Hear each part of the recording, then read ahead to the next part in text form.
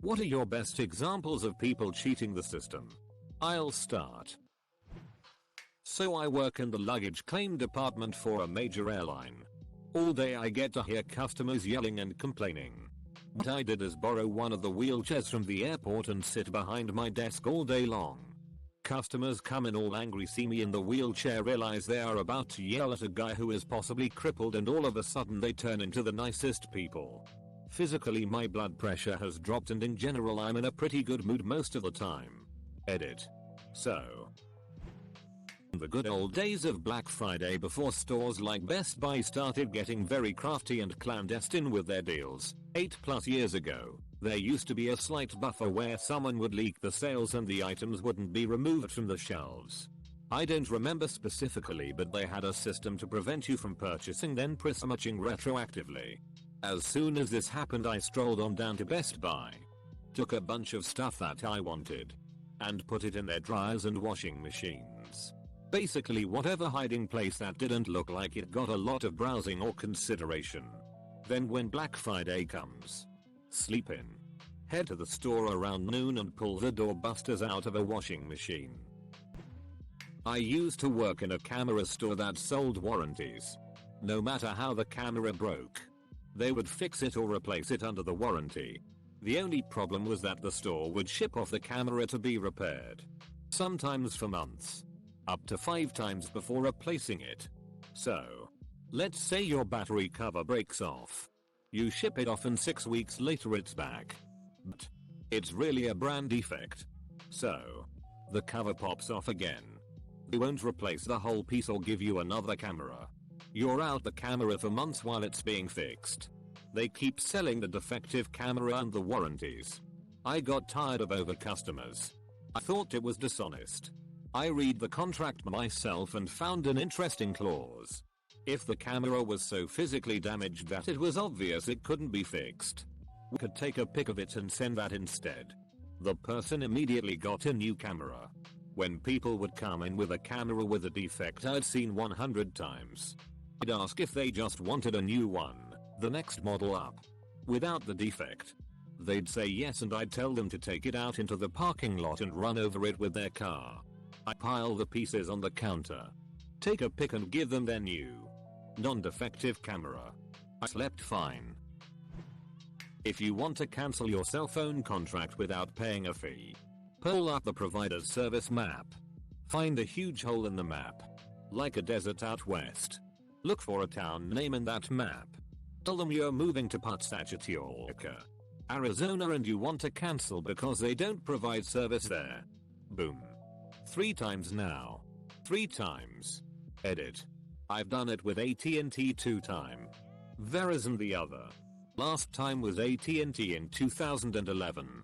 Bonus cheat for over 1k upvotes.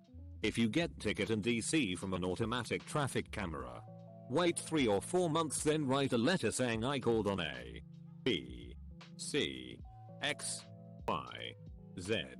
I wrote letters on Q, R, S. And I have never received a response. If I am not contacted this erroneous ticket this week or 2, the ticket is not dismissed this week. I will be filing charges at X courthouse. For your information, there aren't really any charges you can press. But the ticketing is ran by a for-profit company. Their job is to ignore complaints unless it looks like you are going to make trouble. I've had 10+ tickets dismissed this way over the past 5 years. I'm from Northern Ireland. And when ordering stuff online I'd always write Belfast Island on it instead of NI. The post will still get there. As yes, technically Belfast's in Ireland. P. The post would be directed via the Dublin sorting office instead of coming into the UK routes. 9 times out of 10. The Dublin sorting office would just send it on up to Belfast, instead of forwarding it to Royal Mail in London, who would then slap a huge import bill on it, whereas the Southern Irish Postal Service can't charge me import, as I'm a UK citizen. The Republic of Ireland couldn't give a if the Queen's out of pocket over a few quid. Capital P. My granddad was a Royal Mail postman for years. He taught me that one. Capital P. Edit. For anyone who's confused, if you live in Northern Ireland, which is part of the UK, You have to pay UK import tax on stuff you buy from outside the EU. If you write Ireland as your address instead of NI, the parcel will be sent to the Republic of Ireland, different country, same island, who usually forward straight to you instead of sending it back to the UK so you can charged. It's a sneaky way of avoiding import tax. When I was a teenager I worked at a McDonald's where the beverages were self-serve. We just sold you the cup. Months. On a particularly slow day when I was the only one at the registers, an older man walked in with an empty gallon of milk carton, walked over to the Coke dispenser, and started to fill. It took a full minute or two, and he actually looked over at me once, where I was watching him utterly fascinated.